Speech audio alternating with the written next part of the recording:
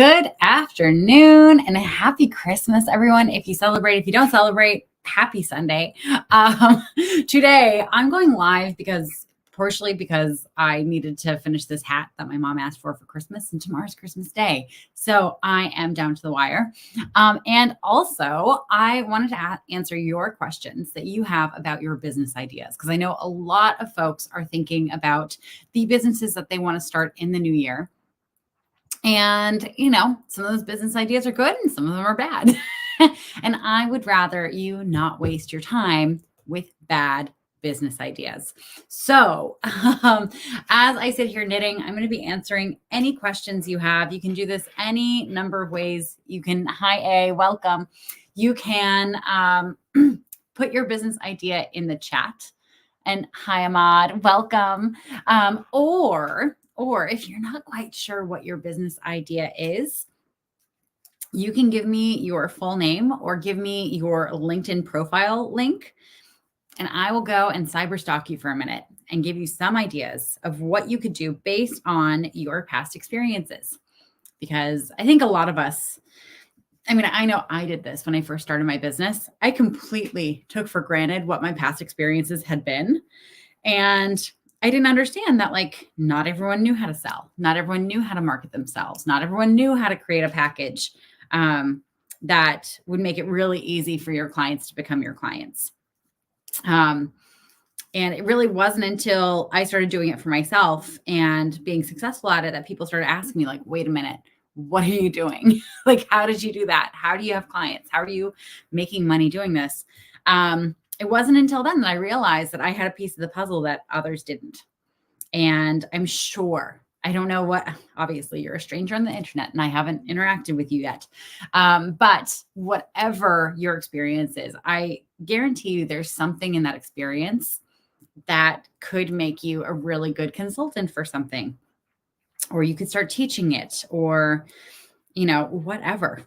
So whatever business ideas you have, please pop them in the chat. I will be kind. If the idea is bad, hi Gail, welcome. If the idea is bad, I will tell you, because I do not want anyone wasting their time in the new year on an idea that doesn't have any chance of making money. And so it does take bravery to show up in my comments. But what do we say about that here? Don't be a weenie. Stop being a weenie. Ask the question. Ask for what you need. Figure out what you're going to do. For those of you who already have a business idea and you are just feeling really stuck in coming up with, a plan, how you're going to make it work. Hiya, Paolo. Welcome. Merry Christmas to you. But anyway, so back to, if you have an idea and you just have no idea how you can make it a viable, profitable business, on the 28th, I'm hosting for my first time ever, a 90-minute workshop to help you strategize a custom plan to get you to 6 figures in 2024. Okay. So if you want to go and grab a ticket, they're $97. And I do have kind of a fun bet going. So if you sign up and if you create the plan and if you work the plan all year long and you make 6 figures, all I need you to do is show me your receipts from your credit card processor to prove that you made 6 figures, and I will refund you the full $97 by the end of next year, because I want anyone and everyone who feels stuck in their business, who isn't really sure what they should be doing. I want you to have a plan. I want you to know exactly what you need to be doing. And if you can go and make your 6 figures, I want to give you that back. I want you to bet on yourself in a small way to show yourself that you're committed for the new year. And so if you want to grab a ticket to that, it is the first link in my link tree. If you go to the profile, if you're watching this on TikTok or over on LinkedIn. But of course, any business idea that you have, any question you have, if you aren't sure if it's going to be a moneymaker, then please pop it in the chat and I will tease it out for you and tell you if it could make some money. Likewise, if you're not sure what your business idea is, but you want to start one, then share with me the link to your your LinkedIn, and I will go through your experience and I will tell you exactly what I think you could start. Hi, Vivi, welcome. We're just going to share this over on the TikTok. Yeah. I kind of love going live on Christmas Eve. I've hosted like webinars on Christmas Eve before and on Christmas Day. Not like webinars where you're selling something. Hi, Lauren, welcome. But just, kind of just let's be together in an online setting. I think a lot of us felt really lonely during the pandemic. Hey, it's me. I'm not a reindeer. It's Katie. I know. Because he said, hey, with a question mark. Anyway, but like I love creating a little bit of community on days like this. Oh, you used the wrong punctuation. Okay, I understand. I do that all the time. But yeah, just even having a voice, even just having like someone in the background who's chatting at you. I know it can really help you feel not alone, So I'm so excited to be here. And hello, Lily. Hello. Yes. So anyway, any questions you have on your business idea, if you'd like to pitch it to me and get my 2 cents as a business strategist and money mindset coach, then please do pop those in the chat. Likewise, as I said before, if you aren't sure what kind of business you could even start because you've never started one before, hi, Vivi. Thank you for the likes. Oh my gosh, thank you. Then please just share your link to your LinkedIn, and I will go and check it out. Let me see. Thank you for the likes, guys. Oh my gosh. I haven't gone live on TikTok in a little while. I'm really need to get back on the wagon here. Some of the things that I look for when I'm teasing out what a business idea is there actually a market for it? A lot of people, when they think of a business idea, they think, oh, well, it's already been done. And then they shy away from it because they think they have to come up with something completely new. Guys, that's not what you want to do. That's not. When you're starting a business, you want to make sure there's already a market for it, right? If you have to go and train the whole world on like that they have a problem and that you have a solution to the problem and they have no idea about any of it, like why would they it's going to take so much time for you to just train them that they have this problem and that they need your thing.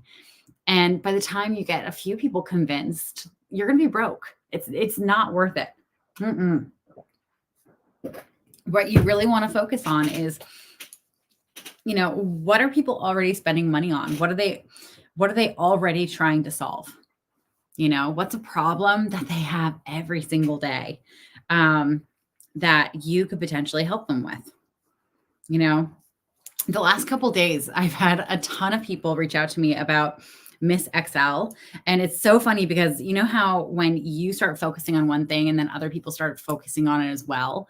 I had done like this really deep dive on her business model and, her TikToks and like the history of what she did. And it's funny when that happens, it's like the universal consciousness kind of ties in and everyone gets curious about the same thing at the same time. Anyway, but I found it really interesting to look at what she was doing because she took something that people are low-key annoyed with all the time. Okay. I don't use Excel in my business because I don't know how to use Excel at all. And there's nothing in my business that's forcing me to learn how to use it. If I worked for a company, like there have been companies that I've worked for in the past where I had to learn Excel to a certain degree, right? And I had to use it. But I didn't know how to use it. Like I would just follow the steps that they taught me. So Miss XL during the pandemic, when she had a lot more time at home, she started making videos, teaching people different things about Excel. And it was enough of a problem for a lot of people that, they started following her and they started asking her for courses and they started asking for her to do trainings at their companies and all this stuff. She had a solution to a problem that was widespread enough and frustrating enough to enough people that they really wanted to solve it. And she became their go-to person. And by the way, she made $5 million last year. $5 million teaching people how to use Microsoft Excel. Like, you'd fucking think that Microsoft would have figured this out by now, that people need training to use their thing. But no, they're legit hiring her to teach their customers how to use their product. It's absolutely insane, right? So, it's not necessarily like a wake up in the morning problem. I don't think anyone was so stressed out about not knowing how to use Excel that they were staying awake at night. But maybe it was the long hours. Maybe it was, feeling inadequate compared to one of your colleagues who knows how to use Excel really well and gets the work that you're supposed to do done in a third of the time. Maybe it was that insecurity that it brought up that really made this a hot need for people. So as you're thinking through business ideas, I want you to think about, what is the problem that you hear people complaining about all the time? What are the things that people ask you for help on? Those are the kinds of ideas that can really turn into something in the long run. And a lot of folks, when they're thinking about starting a business, they get really hung up on this idea of, okay, well, I have to get it right? Like, I have to have the right idea because it has to work. Yeah, sorry, that's likely not going to happen. When I started my business, I picked the wrong niche. I thought I was going to be a dating coach for men. I went out and I marketed that I was a dating coach for men everywhere. I thought, like, oh my God, this is my identity now. Like, I'm telling everyone that oh my God, we're almost at 1,000 likes. Thank you guys. You're amazing. Thank you. I hope your thumbs aren't getting tired. Anyway, I was so sure that, like, I was going to be a dating coach for men and I was going to take off and all this stuff. And I got pretty much all female clients. I got one dude. That was it.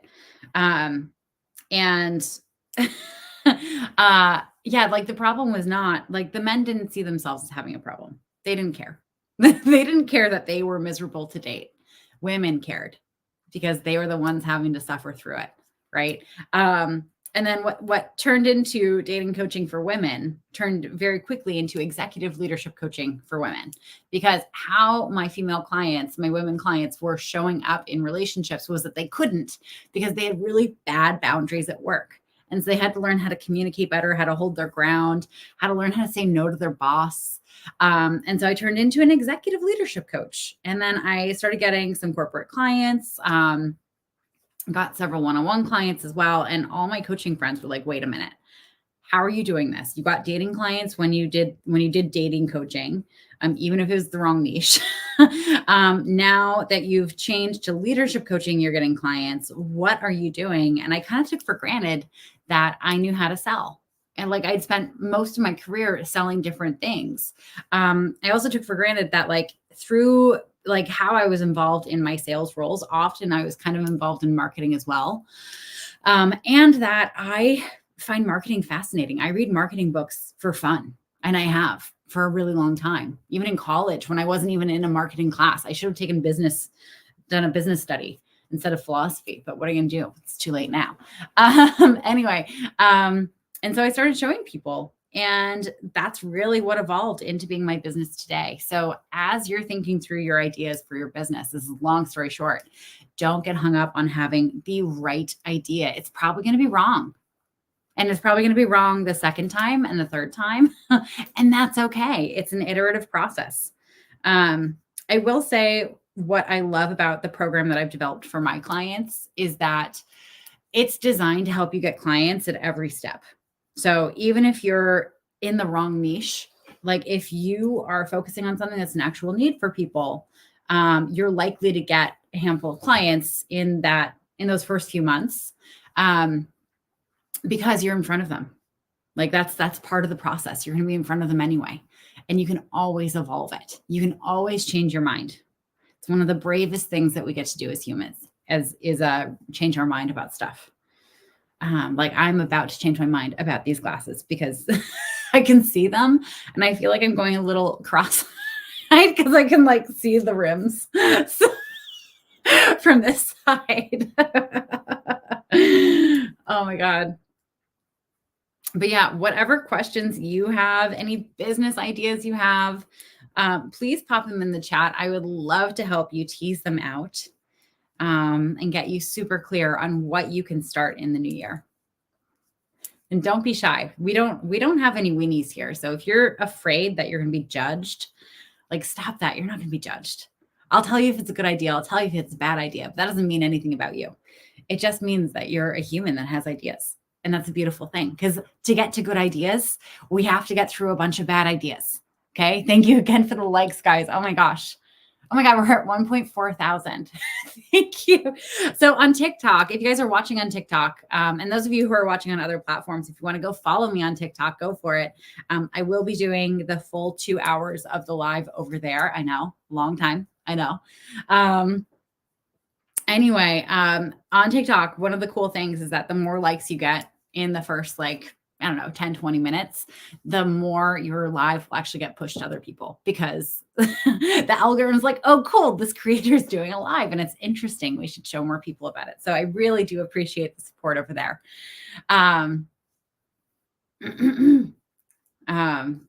Yeah. So it's funny, as I think through this, one of the business ideas that I had when I lived in California, and I was like really interested. I had all these really creative hobbies. I was teaching knitting at the time. I had just gotten into screen printing. But I also just like had a very, very small portion of a very small apartment. So I didn't have a lot of space. And I thought it would be a great, oh, you have glasses like these. You never knew that. What is it that you never knew? I lost track of what I was talking about. Oh, thanks, Lauren. Thank you guys so much. But anyway, so I had this idea that it would be so cool to have like an artist, like not commune, but like co-working space, where I'd basically rent out like a whole industrial space that had like a lot of windows, and set up like different little workspaces that people could rent out for all their creative endeavors. And it could be like professional artists, or it could be just very serious hobbyists like me. And I actually think it would have worked out. But it was something that was just kind of one of those passing fancy ideas that I was excited about for 5 minutes, and then I moved on. I think that's the way of those of us with ADHD. Oh, I think you said you never knew that, in regards to the likes on live. Is that correct? Yeah, I think that's what you were saying. So yeah, but I mean, like, if you were to start a business like that, let's talk through it. Oh yeah. Okay, cool. Thanks, Vivi. Yeah. But if you were to start a business like that, you'd want to consider a few different things. You'd want to set it up in a place where people generally don't have space to do that stuff in their home. So you're talking like a city or city adjacent, where probably cost of living is pretty expensive, because like if people could afford to do it on their own, like they would get the space. You'd also want to connect up with like the right different kinds of organizations, because they will know the people who could rent your spaces. So not just art schools, not just like galleries where artists tend to go and sell their stuff. You'd actually want to go to like a bunch of different craft stores. You'd want to go and find out like who the people are who are teaching lessons, right? Because those are the people who are dead serious about this. They're the ones that will do this like seriously and want to have a dedicated space for it. You also want to get very clear on what the regulations are for the space, because what you don't want to have happen is there's like a sweet, like 75-year-old woman who wants to go, oh my God, 2,000 likes. Thank you. A sweet, like 75-year-old woman who wants to do like serious quilting in your space. And then you have someone who is designing doll houses and using your like really, really toxic glue, putting stuff together. You don't want grandma getting high on the glue. That's not what we want to happen. So you need to figure out like what kinds of crafts you're allowing in the space and what kinds of chemicals and things you're allowing. And then you have to figure out what the security is going to be like. Is everyone going to have a locked up space, or are you going to have to do background checks on everyone? who's going to have a key? Are there going to be open hours? Do you have to open the space? What happens if someone wants to work late, if they're in the middle of something and you're trying to shut down? Like, you have to figure all that stuff out. Oh God. Oh God, it's stuck. Oh no. Never. That happened. Apollo, you are wonderful. Oh my gosh. Thank you. I'm getting my yarn tangled on my antlers right now. I don't know. I think this is an omen of the day to come. It's gonna be pretty much this. Oh no, I'm getting a call from my friend. Okay. I will call her back in a little bit. Oh, that was funny. So like all these different things, that sounds like what sounds like a pretty passive business at first, and I'm sure it could turn passive in the long run, would take a ton of footwork, a ton of, like thinking of things from different angles, iterating. Like, you'd have to figure out a lot of that stuff from the very beginning, because it would determine what kind of space you'd want to rent. And like what your budget is for a lot of stuff, right? Because it's very different if you have like an open concept where people can kind of like leave their stuff out versus little cubicles that people get to do work in. I mean, that like maybe you're going to have to spend a ton more money on lighting and electricity because some people are going to have windows and some people won't. I mean, it's just, you really want to think about all those things. So when I take my clients through like the idea process of figuring out what kind of business they want to make, we're not just looking at what their skill set is. We're looking at what the need in the market is. Is there actually like a population of people in your designated area who would actually spend money on this? And if so, how much money would they expect to spend? It's very, very different depending on the industry. Happy early Christmas, by the way. Oh, you too, Vivi. Thank you. Thank you so much. Oh my gosh. Someone just commented saying, thank you for your honest review. I think I'm trying to remember what I reviewed. Don't remember.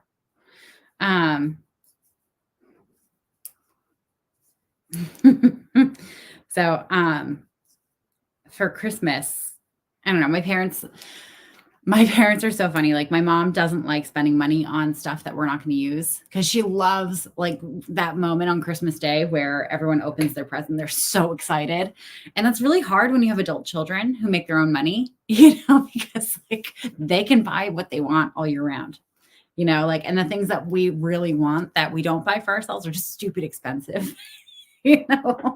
And like, my parents don't need to be spending that money on us. And so she came up with this rule about 7 years ago where she doesn't pick out our presents anymore. She starts getting on us at around like late September, early October to order presents for ourselves and have them delivered to her house. To us, so she knows that they're for us, and she'll wrap them up and then we get them on Christmas Day. But what's funny is that like when she first started this, she got so stressed out about us doing this kind of mid-fall because she wanted us to forget what we ordered for ourselves by the time Christmas came, so it was still kind of a surprise. We never followed that timeline. We always just forgot and ended up ordering shit like last minute. So that's kind of our thing. Like, we give ourselves little gifties through, and then our parents wrap it up for us. Hold on. Let me see who's messaging me. Hello. Oh, speaking of family, getting texted if I need anything from the supermarket. Okay. Yeah. Happy early Christmas, everyone. If you're celebrating New Year's or Christmas Eve, thanks for hanging out. And yeah, I'm really happy to be here with you. I hope you get everything you want this year. And maybe it's not all going to happen tomorrow, but I genuinely want everything you want to happen this year to happen. One of the things that I'm doing this coming week is I'm doing a workshop, how to hit 6 figures in the next 12 months. where I am walking you through my process to design a customized strategic plan for you to reach six figures in the next 12 months. One of the things that is really hard for me to scale in my, oh my God, these the antlers. This is a problem, guys. Why? I didn't do that on purpose. I didn't I'm just used to being able to pull the string up and my face is just right there. Anyway, one of the hardest things for me to scale in my business is the fact that I don't have a one size fits all plan for my clients. It doesn't work that way. My clients are building very, very different businesses. They have different values that they want to honor. Some people want to work 40 hours a week and they love that and they feel that it's really fulfilling. Oh my God, 3,000 likes. Thank you guys so much. And then of course, other people want to work less and they want to make a ton of money and they want to be able to kind of be passive. And there's no one strategy that works for everyone. It doesn't exist. So on the 28th of this month, I'm doing a 90-minute workshop where I'm walking you through exactly the steps that I take to help my clients create a customized strategy so that they can hit a certain money goal. And because six figures is really that first benchmark for success in a business, especially in the United States, because it's so expensive to live here, especially if you're in a city. I'm making this workshop all about hitting that first six figures. So if you want to go and grab your ticket, they're $97, but here's the deal. I'm making it a bet. I want you to bet on yourself. So if you join, if you come for the workshop, it's $97. You pay your ticket, you do the work, you create the strategy, you follow the strategy. If and when you hit six figures. If you hit six figures by the end of 2024, if you show me your credit card receipts by December 31st, 2024, I will actually refund you your $97. And I know that's like a drop in the bucket if you've made six figures. But it might just be enough. I'm trying it this for the first time this year. It might just be enough for some people to have some skin in the game, to get started in January, to keep going in February, to really stick it through in March, and then start seeing some business coming through in April and in May, and then maybe through the summer, but really in that fall time, because that's really what that's the time that is most busy for new business owners, because it does take time to ramp up, but anything that can make you feel like you have some skin in the game, let's do this. Let's do this. So if you wanted to sign up for that, the link is in the link in bio. And if you're an existing client of mine, you get free access to this. So don't sign up for it that way. I just DM me and I will send you the link with a special coupon code. Anyway, but yeah, any business ideas you have, anything that you want to start, even if it's just something you're playing around with, you don't have to be fully committed to it. I got to go. Try and come back later if you're still alive. Oh, thanks, Vivi. Oh, you can stay. Awesome. Vivi, where are you based? Where in the world? You don't have to tell me your address or anything, but what state-ish or province or country? And Apollo, you as well, over here on LinkedIn.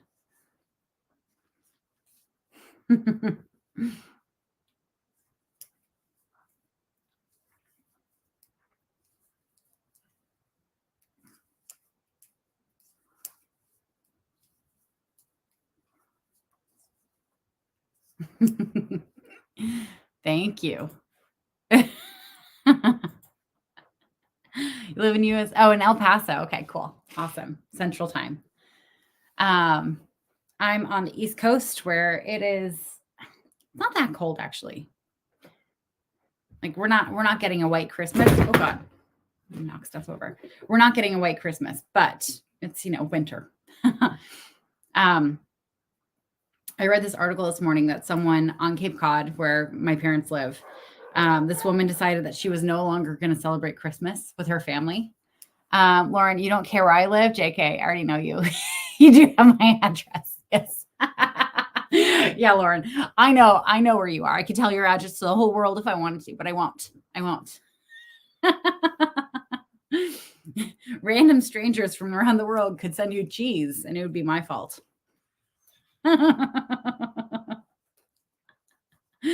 um, anyway, so this woman decided that she no longer wanted to celebrate Christmas with her 4 kids who all had kids because it just got to be too stressful and she would resent it and like everyone would fight and bicker and it was just not a fun situation. So she canceled Christmas and she came up with her own holiday called Seagull Day. And so the day after Christmas, they walk down to the beach with all this like stale stuff from their cupboards. And they like bring like a rickety old branch and they decorate the branch with like pretzels, stale pretzels and Cheerios, and they litter crackers around the bottom and they take a picture and like they have like a seagull statue that they bring with them and they take a picture and like that is the whole thing and like it's evolved over the years. They create a whole playlist as they walk down to the beach they listen to. They've made up songs, like all this stuff. And I think that sounds like so much fun. I will take cheese however I can get it. Okay, well, be careful what you ask for. There's like cheese caves in the United States that have tons and tons of cheese. And it's because the dairy industry is so subsidized that they just keep creating cheese that like no one's ever going to eat. So the government just keeps buying it and putting it in caves, and it's getting aged. Anyway, back to the topic of starting a business and having business ideas. You could absolutely be a cheesemaker. If you know anything about cheese, making it, if you want to have livestock, you could absolutely do that. But there's a lot to think about. When I worked for Solar City, which is now Tesla, part of my job was I had to go basically to people's homes if they booked an appointment and kind of assess like if they could have solar on their roof. Lauren, I defo wouldn't have space for livestock. Yeah, no, you live in an apartment. That would be kind of hard. It's hard to grow grass in an apartment too, so that they can eat stuff. And if you want them to produce milk, they definitely need to eat stuff. But anyway, so I had to go to all these people's homes and kind of like design a whole system on their roof and then submit it to the engineers. And I remember I went on a ride along with one of my colleagues, and it was this really sweet older couple in Petaluma, California. And Petaluma, if you're not familiar, is farmland. Like it is very pretty, but there's just cows everywhere. There are a lot of dairies there as well. So like Cowgirl Creamery, I think is just out of there, or very close by. If you've ever had their cheese, it's delicious. Anyway, so we get on the property and it's like 100 acres and there's like this winding driveway that's like its own road through these beautiful green hills and there's all this cattle. And so we're driving our little Solar City car, through these winding roads. And like we get to a point and there are all these cattle just like in the road. And my colleague Jeremy is driving the car and I'm like, I got this, guys. Like, let me get out and I will move the cattle. Like I have any experience with cattle. So like I get out of the car and I walk in front because that's where they're blocking us, obviously. And I realized as I was getting out of the car that I had no idea what I was going to be doing. So I get out of the car and I'm like walking around. I'm walking up to these like massive cows, massive, like they have horns, like they're just ginormous. And I started like dancing at them, like doing like this whole like move cows. Wrong move. They flipped out. They all are, and they started charging off. I scared the crap out of them, but like they could have charged at me and I would be dead. That would have been the end. I never would have made it. Vivi, 4,000 likes. Oh my God. It's so funny because it's showing for 4,000 for you, but I'm at 3K here. It's so funny. Like it tends to be like out of date sometimes. So weird. But anyway, so that's the time I almost got killed by dairy cows. So obviously I should not start a dairy farm. That's not, I might need some more training on how to deal with livestock before I do that.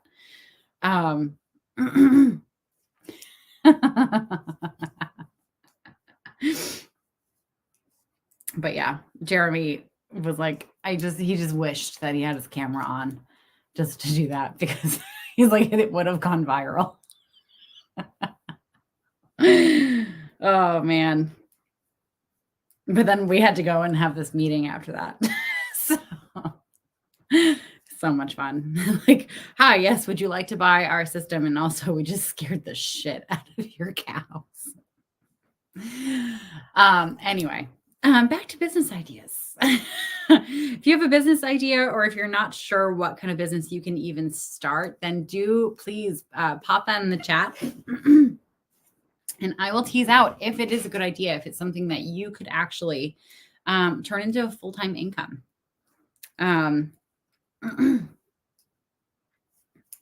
There are a bunch of different models for things that you could do. This guy was not a client of mine. He was a client of my former mentor, but his name is Dr. Christmas. And he was kind of a down and out actor, didn't really get booked for a lot of parts. Wasn't interested in anything, wasn't interested in doing like another job, really liked acting. But like when he went on his personal journey, trying to figure out what he could do for work, he had no idea. And when he was asked by my former mentor, like, what do you like doing? He was just like, I just like decorating Christmas trees. Like legit, just like decorating Christmas trees. That's all I enjoy. And lo and behold, he started a Christmas decorating company. He now does like Christmas decorations for the stars. Beyonce will bring him in to do all of her houses, like the A-listers of the A-listers. He goes in and he like does up a whole theme for each and every one of his clients. And they bring him in every single year. My mentor told this story about how when he was a down and out actor before he switched into coaching, he was having a really hard time financially. And so Bob Pringa, who's Dr. Christmas, was like, hey, I actually have a couple jobs that we don't have enough workers for. Do you want to come and do some work with me? And he's like, yeah. And so he ended up at Carrie Fisher's house in the pouring rain outside, like putting twinkle lights on all these like reindeer statues out front. And Carrie Fisher is like waving from the front porch at him. Let me see. I remember when I was young, I had a slime business with my sister, and we had a slime man named Mr. Clean. Oh, that's funny. That's so funny.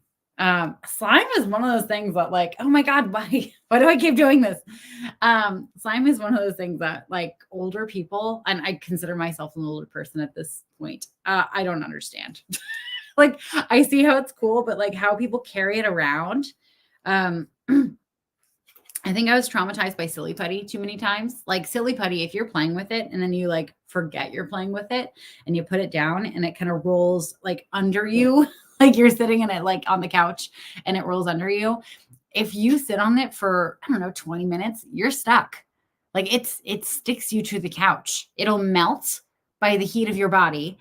And then it'll infiltrate the fibers of your pants and the fibers of the couch. And then all of a sudden you go to stand up and you can't, like your pants are stuck. Whenever I think of slime, I think of silly putty like that. Oh my God, one time that happened to me. Yes, exactly. So like, I think the older people don't understand slime and that's not the same thing, but still every time I see it, I'm just like, nah, I like my freedom. I do not want to be, I don't want to be trapped to a piece of furniture. Oh no, I messed up. This is the problem with going live and knitting at the same time. Sometimes I screw things up. There we go. That was easy. So speaking of businesses and different ways to make money, I used to teach knitting. And if you notice, I'm knitting. I don't have like the four needles with the one that I'm moving around. I'm doing this in a very large loop. And this is called the magic loop. So basically, you create 2 lines of the things of the stitches, and you just go back and forth all around. It's really fun. You can actually doing this this style of knitting. You can actually knit like 2 socks at the same time, or 2 mittens at the same time.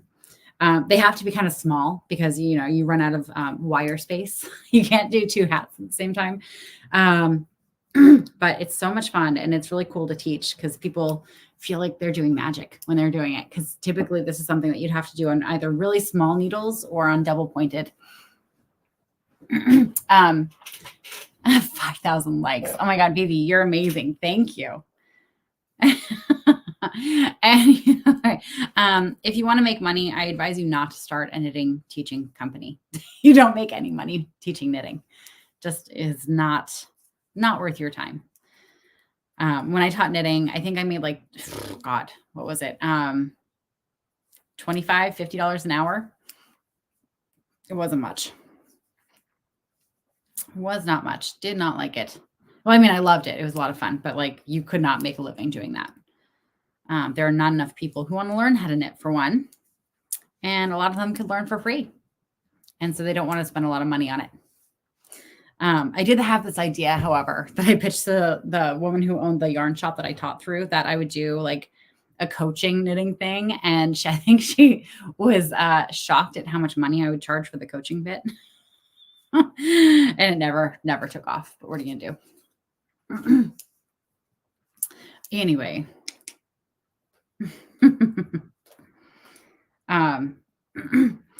Oftentimes a really good idea, a really good business idea can lose its steam completely from go because the person who's running it doesn't know how to communicate it to their ideal clients.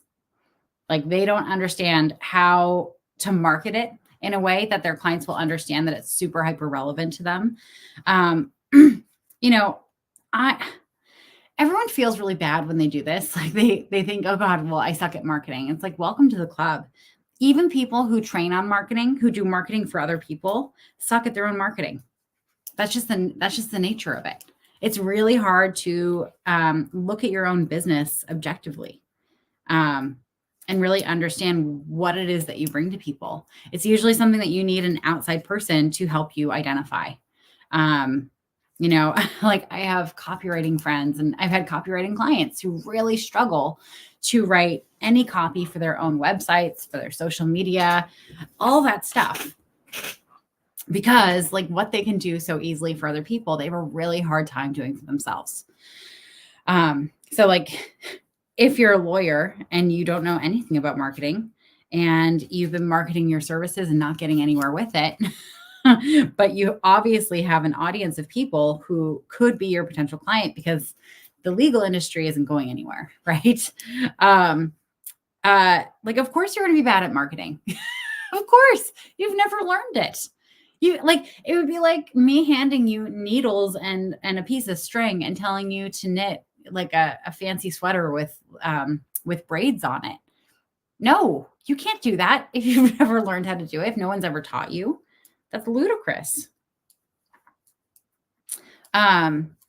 We have this weird expectation of ourselves that because like we've been around businesses for so long, or, we are experts at the thing that we do, we have this expectation that we'll naturally know or be able to figure out the business stuff. And that's insane. That's absolutely insane. Like, unless you've learned the business stuff and done it before, how would you know? Right? It's like saying that you hang out with like a lot of fit people and then going to the gym when you've never been to the gym before and then being frustrated that you don't know how to work out. It's like, okay, cool. Well, just your juxtaposition to people who work out doesn't mean you're going to, through osmosis, absorb their knowledge and understand how to work out. That's not how it works. Like if you want to learn how to work out, you have to learn how to work out. That's how it goes.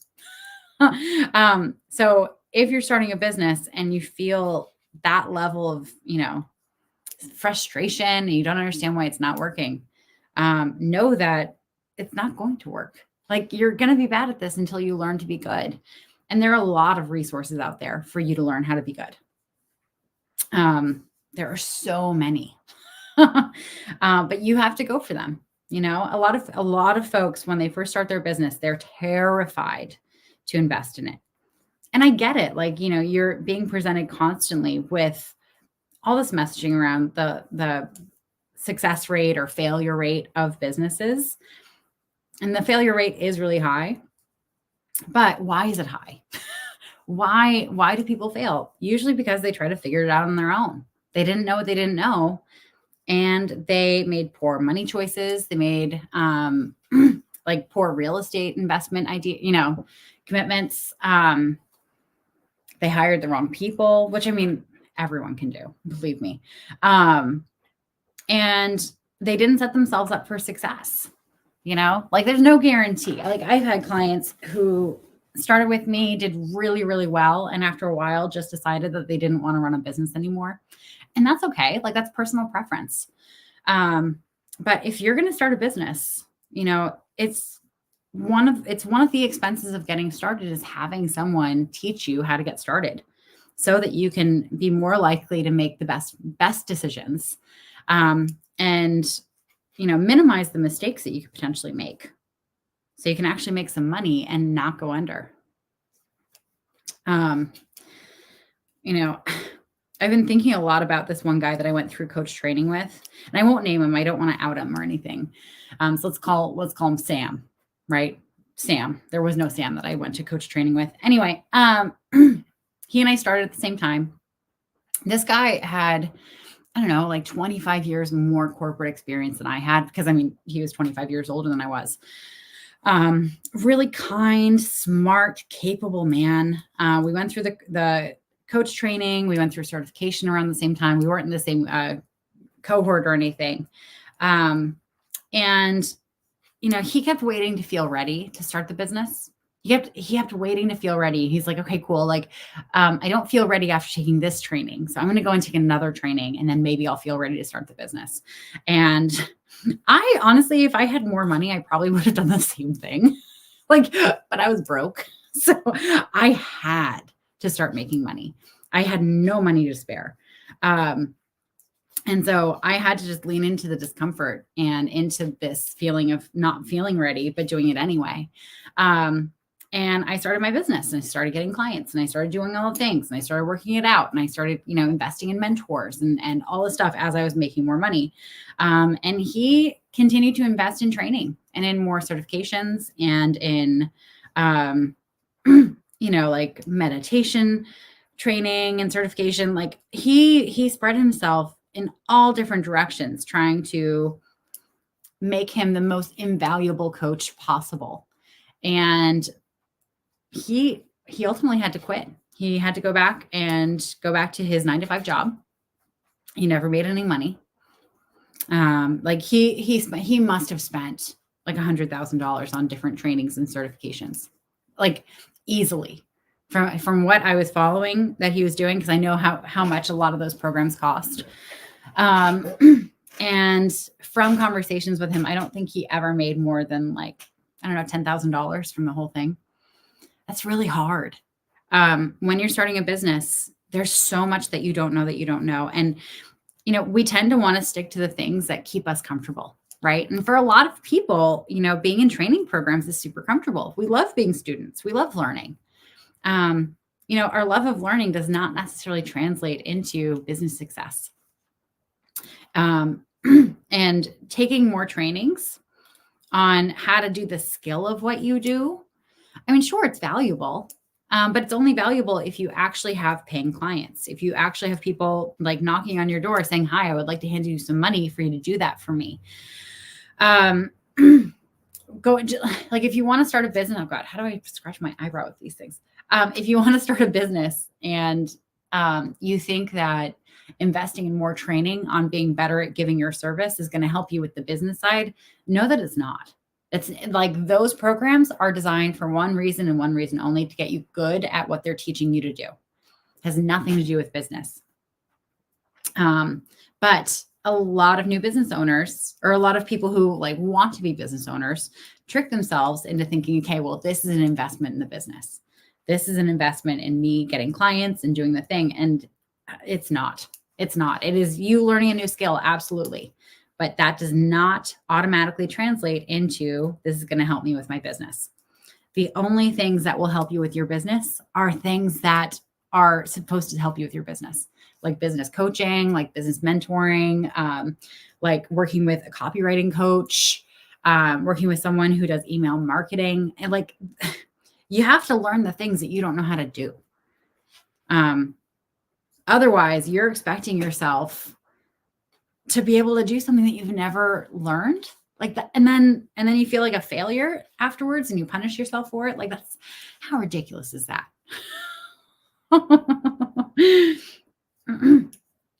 It's like someone who's never even seen a sewing machine saying, okay, well, I'm going to make my own wedding dress and it's going to be beautiful. And like, I saw this picture and I'm going to make it a little different. And they go out and they buy the fabric and all the materials that they think they need. And they start trying to sew it. And like, can we guess how bad it's going to turn out? And they probably would end up spending, hundreds and hundreds of dollars on the fabric.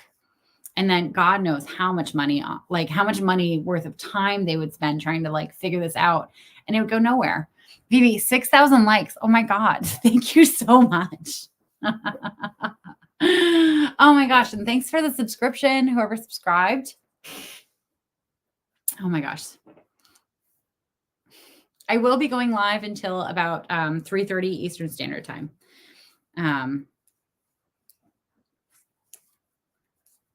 So anyway, if you're starting a business and if you don't know what you don't know, like just know that like you need to get help on figuring out how to start the business. That's the only thing that's going to help you move forward.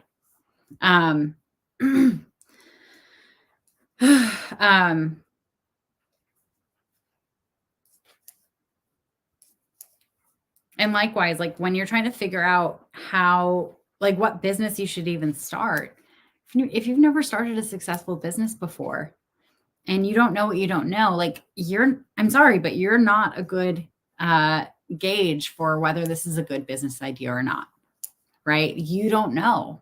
You don't know what the market is like out there because you haven't been involved in it, sometimes I do have to tell people that their idea is bad. And it's a hard conversation to have, but it's a necessary one because I know in the long run, it's going to save them hundreds of thousands of dollars, if not millions, right? Because I mean, think about it. If you start a business that flops, but you spend 2.5 years on it, that's 2.5 years worth of potential earnings that you've missed out on. And also imagine after 2.5 years, you're so burned by it that you give up and you don't want to run a business ever. You never want to start another one. Versus like if someone had told you early on that business idea sucked and you shouldn't spend any time on it, and let's game plan another business idea that's going to be better for you. And imagine that business took off. Like imagine all the money you could have made if you had a good idea. If you had someone who was pointing you in the direction of this could be profitable, what you're wanting to do will not. Too many people are too afraid to ask for that kind of feedback. They think that having a good idea is a measure of their intelligence, of their worth, and figuring it out on their own is a measure of all that stuff as well. Oh, Vivi, gotta go. Okay, bye. Good to see you. Thanks for being here. But like a measure of your worth, like there's no measure of your worth. You're a human. You have intrinsic worth. And like there are so many different ways to measure how smart you are. Like giving yourself a test to prove you're smart in an area that you have no training in isn't a fair test at all. Especially when there's this added pressure that this business has to pay your bills. Like you have to make enough to be able to pay your mortgage or your rent. I'm really happy I did that and I didn't get it hooked on my glasses. Okay. That's a lot of pressure. That's like never, ever going to a single class in college and then going in for the final and then failing it. Like, of course you're going to fail it. No one would do that. You have to study. You have to go to class. You have to learn the things. You can't just go in for the final and guess your way through it. And no, ChatGPT is not going to help you through that. It's funny. A lot of people have been asking me about how to use ChatGPT for your business. And like, there's some really interesting ways you could have ChatGPT play around in your business and like create a business plan for you. But you have to know that ChatGPT is like just taking information that it sees on the interwebs about what's worked for other people that's been published, and taking that and kind of, creating a plan based on that information. A lot of really successful businesses don't share that information online. So you are getting, it's glorified guesswork, essentially.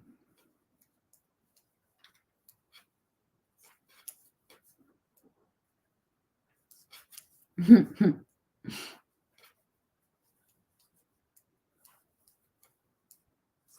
going to check LinkedIn. Sometimes the comments don't come through from everyone.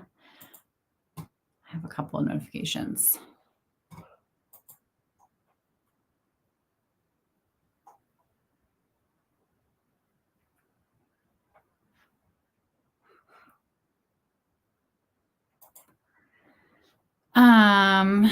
Oh goodness. Okay.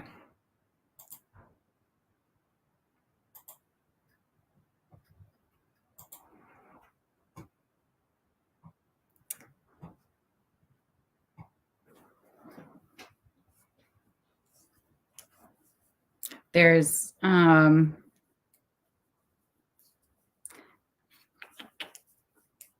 this man who has been sending me very inappropriate messages, who keeps coming through and commenting on my stuff. And I need to go and block this guy.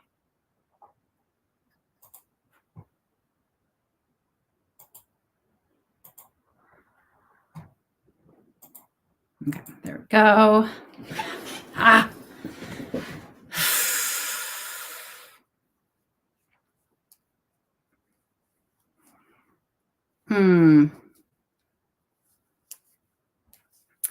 So yeah, let me see. Yeah, So this person has been following me, sending me really inappropriate messages, and keeps changing social media platforms. So I keep having to figure out how to block him on different platforms. And yeah, it's super sketch. Hopefully that did it. Anyway.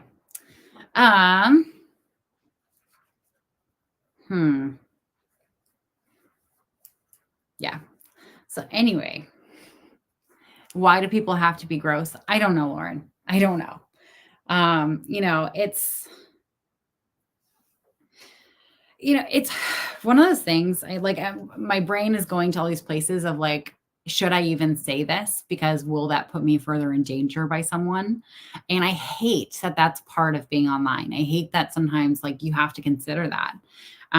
Because there are human beings out there who genuinely do not understand like what's appropriate and what's inappropriate. And some of them are harmless and some of them aren't harmless. Some of them like are genuinely not well, and they create these attachments to people that they see online, not understanding that it's a one-way relationship, right? Like there's no way that someone who watches my stuff, like I can't develop a relationship with them. Like I don't know who they are. And I'm here for business. Like I'm nice to everyone. And I'm generally a nice person as well. But I am gracious on my social media to people who are, complimentary, because this is my business, unless you're an outright dick to me. I'm going to be very gracious to you. And some men mostly misread that, and they don't understand that it doesn't mean that there's nothing more, or that there's something more. Just they assume, oh, this person's really nice to me, like, and then they start developing, I don't know. I don't even want to call them feelings, because it's like an obsession. Yeah. And it's just, those are statistically the most dangerous people. And so you do have to be kind of worried about it. It's unfortunate. But anyway, but oh gosh, like that energy of like, oh God, like here's someone who I've blocked on so many different platforms, like finding another way to watch my lives, like, ugh. Not the Merry Christmas feeling that I wanted to have. But anyway, it's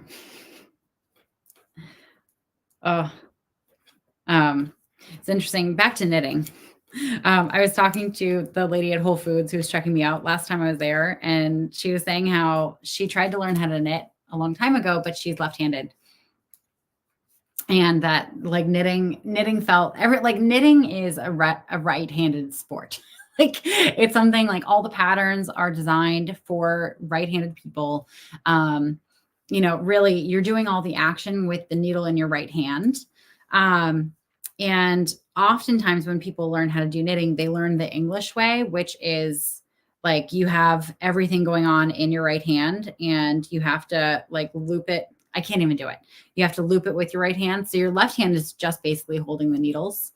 But one of the ways that I learned how to teach is continental, where you're holding the yarn in your left hand. And it makes it a lot more ambidextrous to knit that way. And I think if you are a lefty and you've struggled to learn how to knit, just to give a little random knitting lesson here, I urge you to try continental knitting. It is so much easier. It's actually a lot faster than English knitting as well. And if you're doing any color work, it makes that a lot easier as well. But yeah, just my little 2-cent knitting lesson built in here.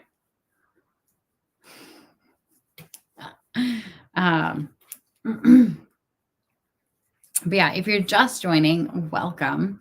I am answering any questions you have about your business idea. And there's no judgment here. If it's an idea that you have, I'm going to be very kind if it's bad, but I will tell you that you should choose something else.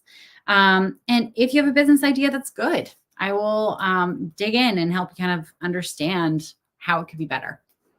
And if you're not really sure what kind of business you should start, then please share with me your full name.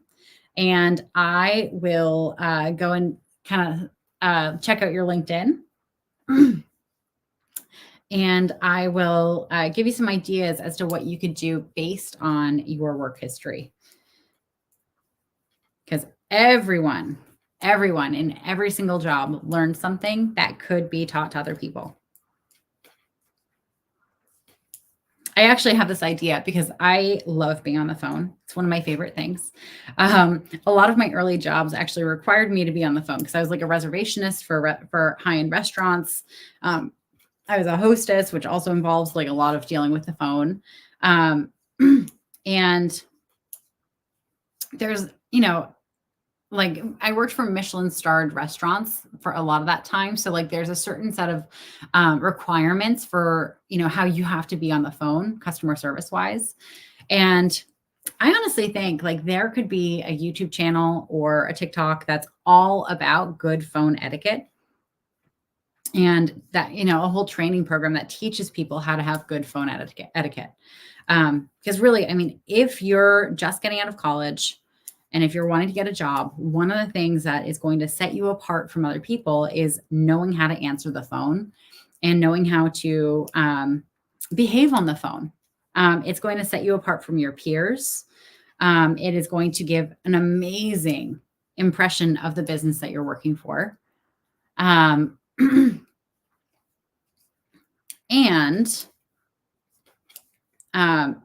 Yeah, I mean, there's just so many ways it just sets you apart. And and like if you're at all sales related and you know how to be good on the phone, you're going to get more closes because people are going to feel like you are on top of things and that you are professional and they're going to trust you a lot more.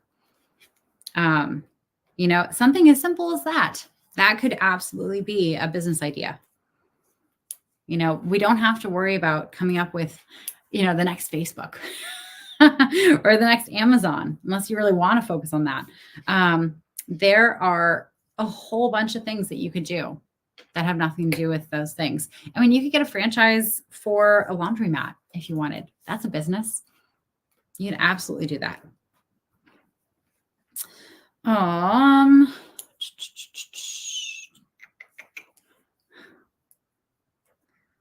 Ugh.